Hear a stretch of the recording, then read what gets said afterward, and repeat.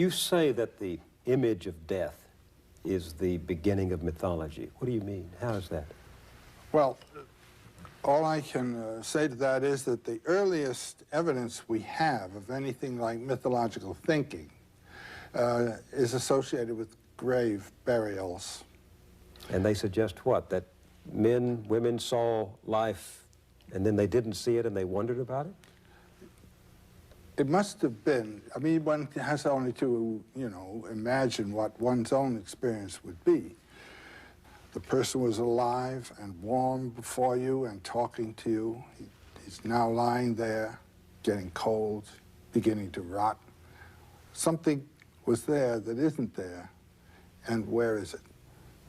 Now, animals have this experience, certainly, of their companions dying and so forth, but there's no evidence that they've had any further thoughts about it. Mm-hmm. Also, before the time of Neanderthal man, it's in his period that the first burials appear, of which we have evidence. The people were dying and they're just thrown away. But here there's a concern. Have you ever visited any of these burial sites? I've been to Le Moustier. That was one of the earliest burial caves that were found. And you find there what they buried with the dead? Yes. These grave burials with grave gear, that is to say, weapons and sacrifices round about, certainly suggest the idea of the continued life beyond the visible one. First one that was discovered, the person is put down, resting as though asleep, a young boy, with a beautiful hand axe beside him. Now, at the same time, we have evidence of shrines devoted to animals that have been killed.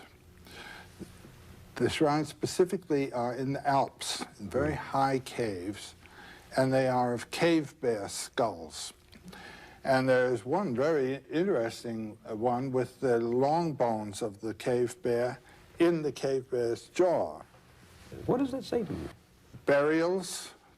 My friend has died and he survives. The animals that I've killed must also survive. I must make some kind of atonement relationship to them. The indication is of the notion of a plane of being that's behind the visible plane and which is somehow supportive of the visible one to which we have to relate. I would say that's the basic theme of all mythology.